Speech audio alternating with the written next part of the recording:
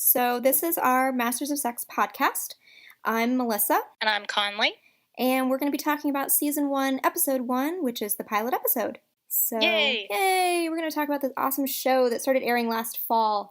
And Season 1 is already over. It's getting into Season 2 is going to premiere in a couple months. So we thought it would be a fun idea to talk about each individual episode from Season 1 and kind of get started on this whole thing. So we'll see how this goes, and we're both big fans of the show, so hopefully this will be some good talk. Yes. A little variety for your podcasting listening. There you go. So to start with, let's talk about kind of just generally, I guess, where we were when we first heard about this show, or kind of like where you heard of this show. I think I read about it in Entertainment Weekly first. I have a friend who always lends me her magazine, and so she doesn't really follow a lot of it, but though I was flipping through one day and I saw Michael Sheen, Lizzie Kaplan, Masters of Sex. Yay. Immediately hooked. So awesome. It was kind of serendipitous that we were, like, I think you and I were chatting one weekend, and I was like, yeah, this new show's going to come out, and you were like, oh, and I was like, yeah, Masters of Sex, and you were like, oh, I'm totally going to watch that show too, we'll watch it together, and it was nice, because you and I are both in the Mad Men fandom, and now it's just like we have such good taste together. We really do. Our television sessions are always fun. Yeah, just texting nonstop. So I heard of it through Pop Culture Happy Hour. They did their annual game where everybody picks a show, and then they try to predict who's going to be the big broadcast, blockbuster winner. And that was how I first heard of it. And then Showtime released the pilot episode a week before the premiere or so. So I watched a little bit early, and then I ran out and bought a Kindle copy of the biography by Thomas Mayer, which I know you haven't read yet. Is very, very, very well done, and is an excellent read and highly recommended. But of course, if someone didn't want to spoil themselves, I can totally understand, because it's this whole dramatic, decades-long relationship that is really exciting and interesting. So, had you heard of Masters and Johnson before the show?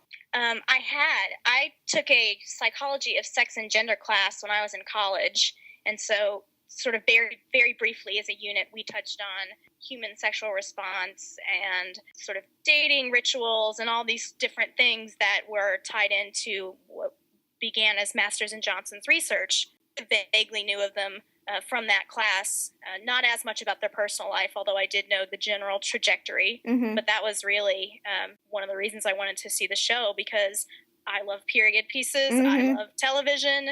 I just thought it would be really interesting to sort of go even further back than, say, Mad Men or different shows that have been done recently.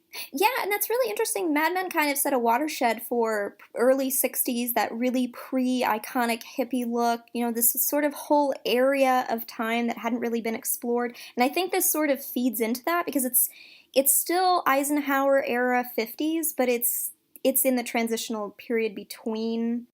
I think it's going into that phase that hasn't been really talked about or shown much on TV so far in I guess the history of TV. Well, and that was one of the things I noticed about the pilot too, because you're watching it, and on first viewing I kind of thought, well, they really have been influenced by Mad Men, because even the way it starts, it's that sort of big sweeping 50s music. Right. You pan into the cars and the banquet and sort of this lavish set and gorgeously costumed ballroom. Mm-hmm. But at the same time, it's nothing like Mad Men, because in the pilot episode of Mad Men, it's sort of, here's this brilliantly successful ad man who, has everything, and then you find out the various ways in which his life is broken. Right.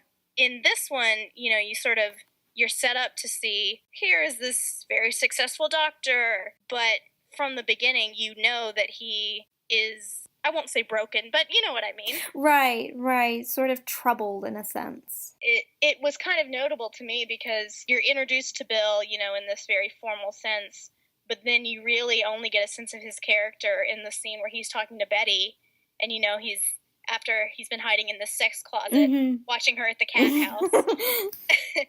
And then all of a sudden, here he is taking these notes on sexual response of some guy who happened to walk in. I just thought that was hilarious. And that whole interaction with Betty, that was fantastic, the way it just set her off as this incredibly interesting counterpoint to his whole experience in life, very staid, lecturing on her on where her, napkin goes in your lap and all that stuff. And then she's Right. just very loosey-goosey, just kind of there to purposely screw with him in a way. Here's a man lecturing her on table manners and debutante era etiquette, Mm-hmm. and she's a woman who has sex for money. Yeah. No judgment, but Yeah, I can't imagine what it must have been like for him to approach her and like in the first place. And I find that I have a lot of those kinds of questions throughout the different episodes. Like, Right. how did we get to this point? Like, I would have liked to see that. So, what did you think of Virginia's introduction? She's sort of this mysterious figure at first. She just kind of she's there and he sees her. And I remember reading somewhere that in a way he first lays eyes on her, and it's kind of that Lizzie Bennet seeing Mr. Darcy from across the dance floor for the very first time. That kind of like attraction without really knowing it or without really acknowledging it. And did you get that feeling at all? Like, did you sense any kind of connection? Because she doesn't look at him at all.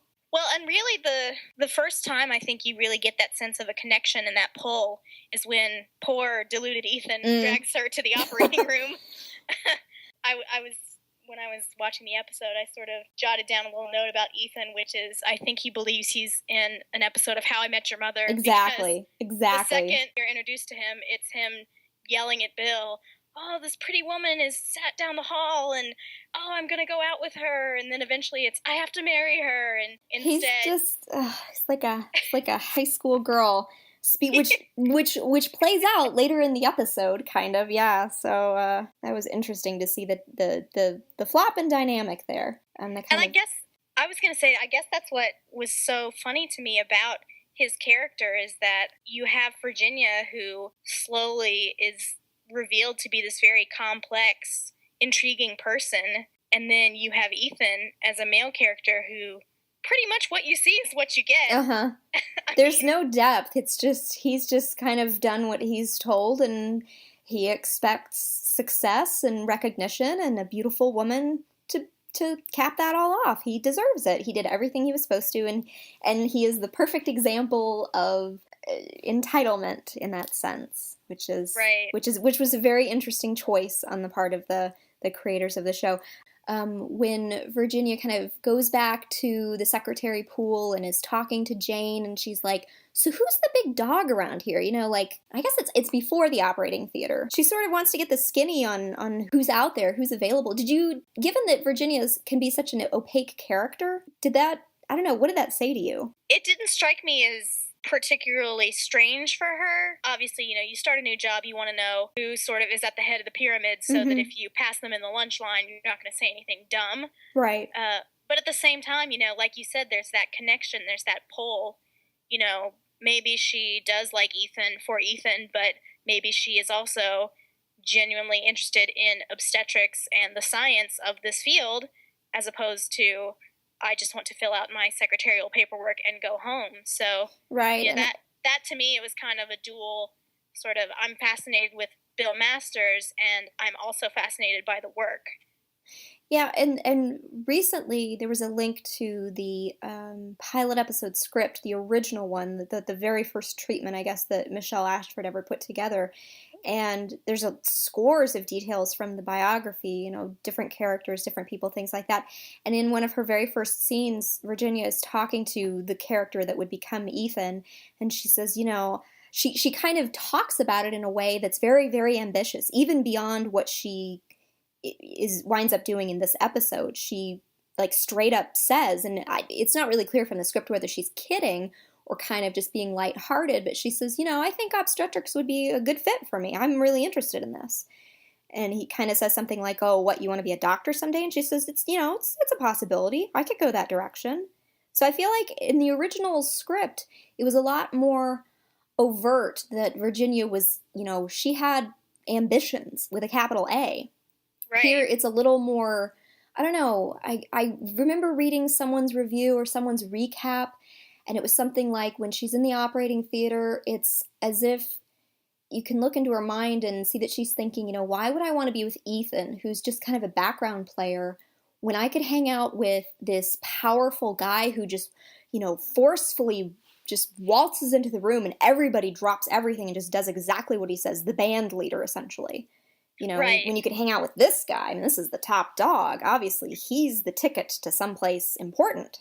I could be with the whipping boy, or I could be with the man sewing up his patient. Exactly. Yeah, exactly. Well, and I was going to say earlier too, you know, I like that it's subtle in this version. You know, as much as I would love Jenny to be more overt about her intentions, I thought it was interesting just sort of on a development point of view. You know, here's this woman who is not necessarily at the most stable place in her life. You know, she's just gotten divorced, she's changing jobs, she has children. Yeah. You know, a lot of things are really in flux for her. And so, additionally, you know, here she is being hired for this secretarial job and then realizing and getting the chance to understand that, well, the job that I thought I was going to have is going to be very different and much more challenging. And, you know, I think that would be enjoyable and much better than insurance processing or whatever what she was hired to do. Right.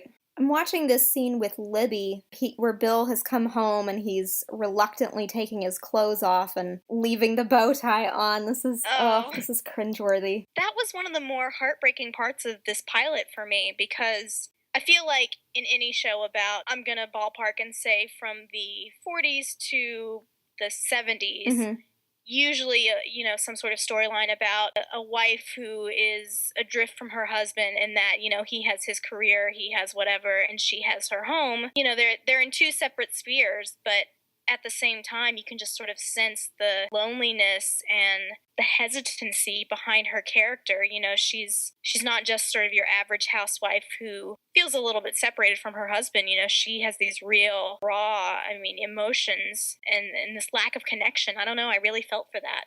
Caitlin Fitzgerald brings something to this. It could easily have gone in a Betty Draper direction, and it just doesn't. Right. She's so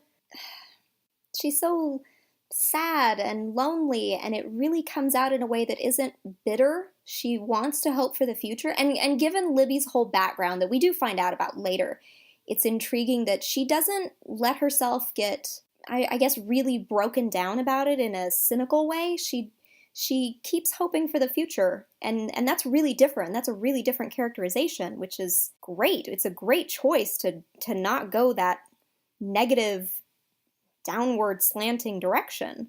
Yeah, I mean, as much as I like Betty Draper as, you know, sort of this hard, cold, very bitter character, I thought that Caitlin Fitzgerald, having that real vulnerability to her, just like you said, added so much to the role. It's not just, you know, here's my nagging wife who wants me home. It's, you know, here's someone who's really trying to create this family with someone else who has had difficulty, who, you know, maybe doesn't want that picture perfect image 10 times as much as she does, you know? What did you think of Beau Bridges being cast as Provost Scully? I haven't seen him in too many things.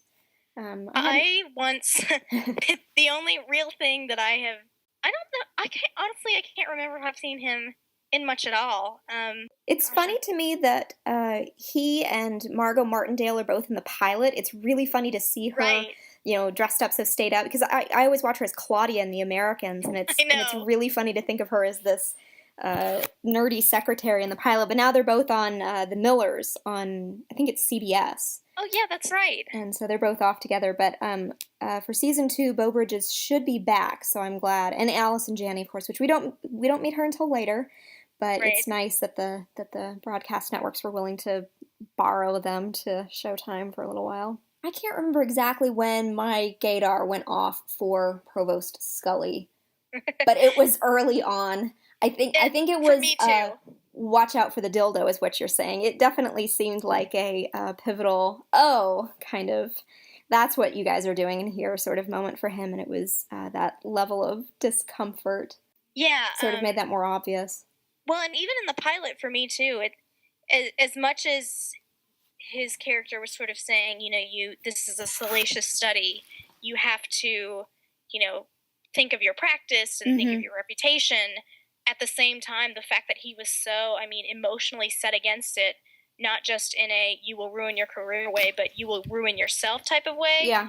That was what pinged it for me, was you That's were fighting interesting. awfully hard. See, I didn't, wow, that's a different take on it that I hadn't had before. That's a really interesting thought. I don't know, that was what struck me, especially, you know, in the rewatch again, I noticed it. It was, I don't know.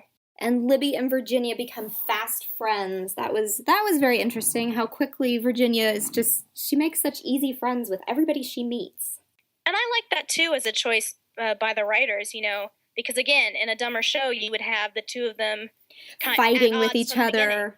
But that's a real life detail. They were very close friends in real life, and they practically raised each other's children, and they spent all this time together. And I think one of the things that Ginny said in the biography was, maybe Libby and I could have schemed together against Bill, but I don't think Libby was sophisticated enough for that. And I don't see Libby, that being a thing an imperative for her, Yeah. She's just trying to make a happy family and feel comfortable in the world. And it's amazing to me how different everyone looks in the pilot. That I guess that sounds kind of insipid, but it's just interesting. They really look like they're further back in the 50s, like with the hairstyles and just the slight touches of, I guess, the locations and everything. It's just slightly different than the way it took off in the series itself. I guess they filmed the hospital scenes at, I think it was actually an abandoned hospital in New York that they kind of repurposed for the pilot. And the Master's house is an actual house on Long Island. If you look out some of the windows, there's a lake.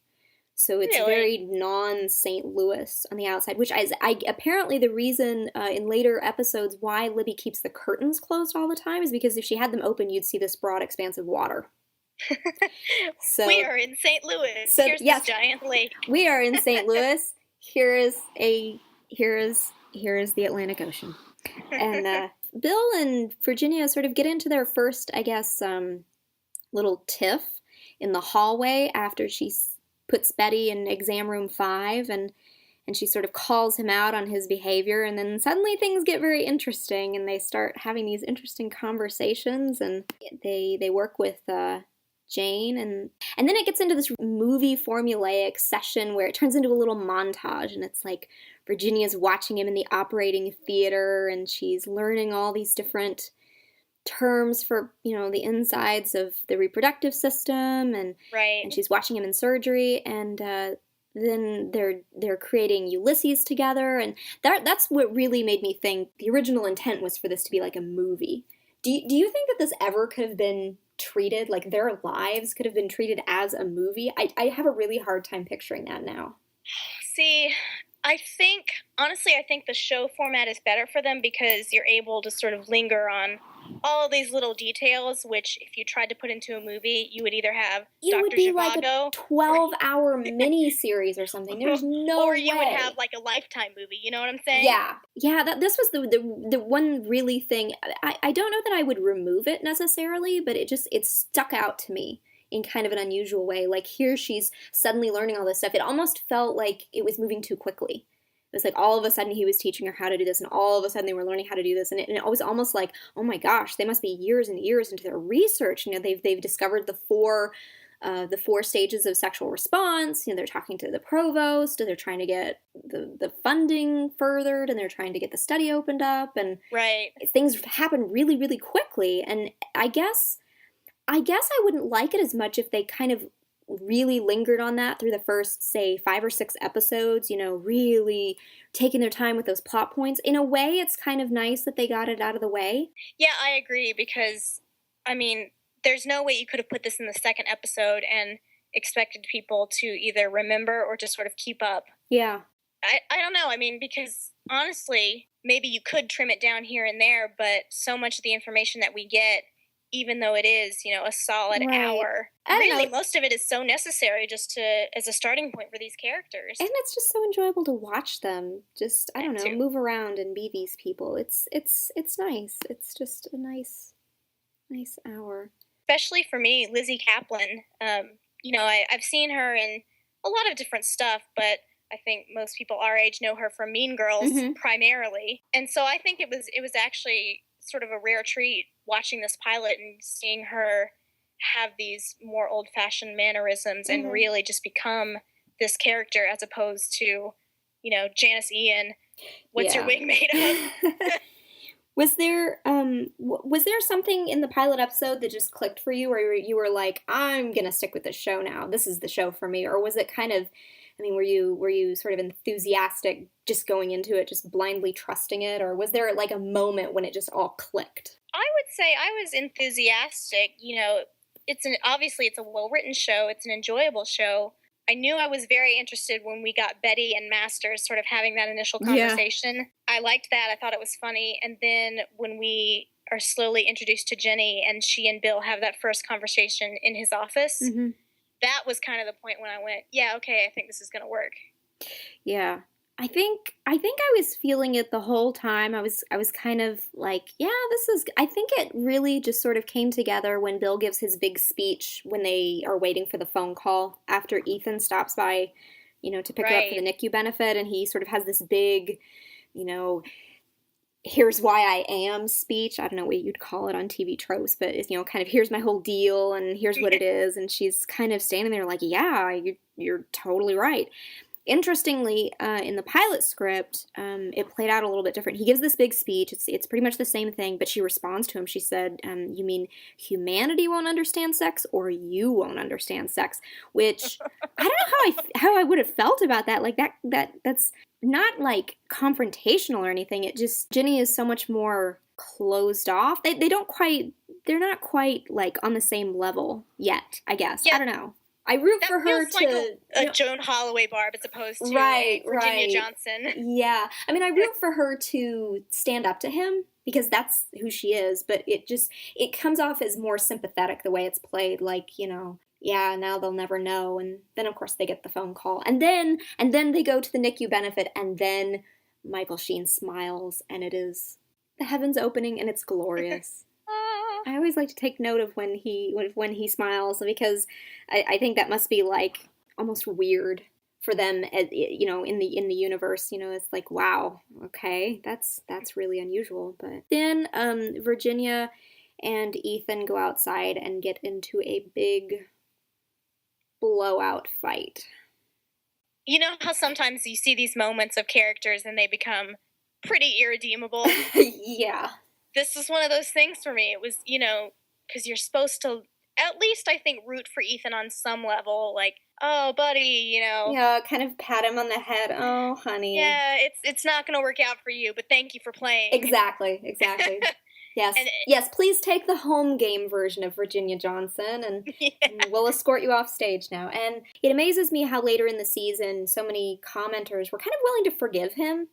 And kind of be like, Jenny's forgiven him for that whole thing. I guess I kind of will too. That to me was just totally like, you can't come back from that. Like, that's a one-way street. Like, well, and especially for someone like Jenny who, she's not Libby. She's not really going into this relationship with any illusions. Like, oh, this is, this is my dreamy doctor, and we're gonna have a bunch of babies and live in a huge house. And yeah, I mean, Jenny obviously, she's been divorced twice. She has children. She's older. She's seen some of the realities of life, and so it's kind of, that did surprise me that she went, well, okay, I'll forget about that for a little while. Yeah, I hope that it's just her making sure that he was on his best behavior, because Ethan has so many issues for me. And the very sad image of poor Jenny looking at her bruised up face in the mirror. Well, and again, too, because in all other ways, this was the dramatic, triumphant night that was supposed to be for her and Bill. They get Langham talking about the study. They're really, moving forward, and all of a sudden it devolves into what is, I'm sure, a fight that Jenny has had for most of her life, which is, you are not there for me. And so really, Jenny kind of strikes me as being, just such a rebel above and beyond what she really kind of projects to the world, because really just on a basic level, the fact that she is there at the hospital, she still has a job, she's not setting her cap at any one doctor, rushing off to get married, she's there to stay, to keep a career. It's crazy. She's got a, family to support, she's got stuff to do, and here she kind of goes, nope, not really, not for me. I'm gonna do this. When she was talking to the registrar, especially, trying to register for, what was it, social sciences, behavioral sciences, which didn't exist, I think. Yeah, and so, here's this older woman just sort of looking her up and down as if she's an insect and saying, when I was your age, I thought my children were important, and it was, Step off, old lady. Ginny Johnson is here to stay. Yeah, that was one of the things that I found was interesting too, that not only is it, oh, Ginny, women can't have it all, but it was, here are the ways in which when you are a working mother, your life you have to be adaptable. Here are the ways in which some people will guilt you about it, which I thought was fascinating, because a lot of times you don't see that on TV. It's always, I have kids and I love it, or I have kids and I hate it. There's really no... Or it's, I have kids and I have a job. Oh, I'm so stressed out. I work-life balance. That's to our modern eyes, it's usually a parable about choosing between and having to make all these decisions. Here, it's really, Ginny really kind of chooses her career to the detriment of her children. She kind of makes this choice, and she's overwhelmingly fulfilled, I think, by the promise of what this can bring her and the whole ambition, and she's okay with that for the most part. She does experience guilt when it comes to her children, but I think she still feels like the job and the potential for helping other people is still paramount. Well, and I saw that, in later episodes too, not only is she, wanting to help other people and really help realize this dramatic goal, which is to teach, millions of people about the human body, in essence, because none of them have been taught these things. Right. She's also, I think, in later episodes, you see that she's really trying to get her kids to sort of see, I love you, I want to support you, and I am supporting you, but I also want to show you that there's more to offer than just, you go to a job, you come home, you go to a job, you come home. Right. I'm watching the last scene where Jane and Austen are their first couples participants. And obviously this was intentional, but there's sort of, this good-looking blonde kids, and the lab turns into this little Garden of Eden. It's all very innocent and sweet and wonderful. And then kind of on the other side of the glass, there's these two dark-haired scientists watching the numbers and watching the paper flow out of the machines. And these very stoic, silent people. Yes, desperately trying to hide the fact that this is all kind of very sexy. It's so funny to me that whenever the participants are on the bed, there's always someone with some of the electrode tapes coming off of them. Somebody always has some electrode coming. I've noticed this in every sex scene. There's always something wrong with those damned wires. Let's get them wired up. That in real life, that must have been so awkward and difficult. Jane's having a great time here, but just the wires. That must have taken some effort to get past. Yeah, I was actually watching a video today about them filming season 2. Oh, yeah. Allison Janney talking about her character there, and just, she was talking about how funny it was because, the scenes that are filmed and that we see intimate all these different sexy, crazy things. Mm-hmm. It has to be so finely choreographed, not only generally, but between the two actors. So she was on Ellen trying to explain this and just, cracking up. And they weren't obviously talking anything crazy explicit because this is 5 o'clock TV. But yeah. It was just funny, because she was trying to explain, the whole crew is there. And so I have my hand here and you pretend that my hand is here. Yeah. And then we have the last scene where Bill propositions Virginia. Oh. Did you take this as very tense the first time out? Did this surprise you the first time you watched it? Honestly, I can't quite remember. I want to say I was surprised that it happened so early, but I wasn't surprised that it necessarily happened. Given how repressed he is, I'm just so surprised that he's able to even articulate it and kind of get it out there in the first place. It's kind of almost shocking in a way. It almost seems against his character, but then I guess he doesn't seem to have a lot of patience for shame or, I don't know, he's repressed, but in a way he's kind of not. Well, it's almost as if he thinks if he presents it sort of in a dispassionate, clinical way, that suddenly, none of the emotions that are underlying it will really matter. But still, it's an incredible thing. Even with all of that, obviously that's what he's going for, but still you're just like, really? Like, you're gonna put that out there. You're gonna play that card. All right. Well, and I guess that's what kind of made me laugh about it because, you see, obviously later in the season that Bill has things that he is repressing and is not just sort of repressed by nature, shall we say. Yeah. I think I read it on the Pervocracy one time that this is called the geek social fallacy, where you just think, oh, I'll separate this sex from these emotions. And really, I think Bill is so used to doing this in all other aspects of his studies and professional life. And then he just sort of, not really collapses, but he sort of deflates, like, oh my God, that was such an incredible, like, adrenaline rush, not in a good way, but, like, in this really tense, terrifying way that he's like, oh, Jesus, glad that's over. Yeah, I mean, you can I always felt that if he were not Bill Masters sort of making himself stand tall, that 10 seconds after he said that, he would be off in a bathroom somewhere just sweating and putting water on his face. Oh God, yeah, exactly, yeah. The name of the patient who Dr. Masters saves, and she finds out she's pregnant at the end of the episode. Mm-hmm. I just thought, I loved that particularly because, we mentioned Mad Men earlier, and Mad Men can be so sketchy when it comes to talking about race and racial issues, even though it's the 1960s, and that was clearly a hotbed of discussion and action and feeling. So I love that Masters of Sex brought that in with the first episode. It's Mrs. May. Mrs. May, okay. Yes, Mrs. May. And I felt like that got a lot of blowback. I kind of got the feeling that throughout that whole early period of the show, people were going, well, that just came off as really pat and really as if the show was trying to say, Dr. Masters is really wonderful. He saved this woman from being on the Negro ward. He brought her into his wonderful sphere of influence and he saved her. And then Virginia gets this equally sympathetic, almost schmaltzy moment where it's, oh, I'm so happy for you. So you're really getting them both set up as these big savior figures. And then they don't really revisit the race factor until more than halfway through the rest of the season. Although, given what we've learned about season 2 casting news, I think they've really restructured and thought more carefully about how they want to address that.